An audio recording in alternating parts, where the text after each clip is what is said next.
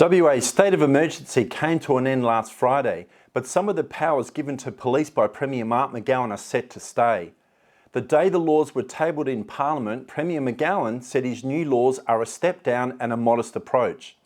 In WA Parliament September 21, the new laws were passed, giving the Police Commissioner the powers to enforce health rules. So it's a step down, a more modest approach to these laws. It's pretty obvious this is a step down on the existing regime that's in place, and the government intends to move in that direction. The debate was fast-tracked in the absence of the Premier, who is travelling to the National Memorial Service for Her Majesty. After Premier McGowan on September 20 declared WA's state of emergency had come to an end, well, not quite. This is even more draconian than what we've been living under for the last 900 plus days. The current state of emergency came to an end on October 7. Col Blanche will be stripped of his powers over the borders, but will oversee a new temporary scheme that will be in operation for 2 years.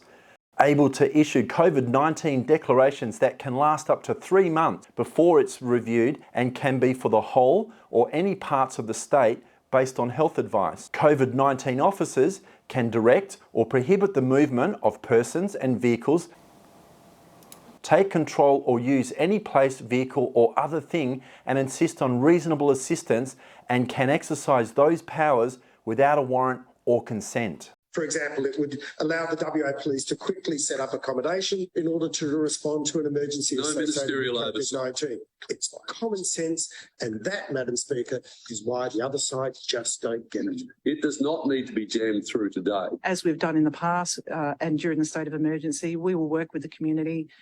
Without the community, then those measures won't work. There's another catch. The legislation warns if there's an escalation in community infections, a state of emergency, the same as the 920-day emergency WA experienced under Premier McGowan's government since March 15, 2020, including border closures, can still be declared.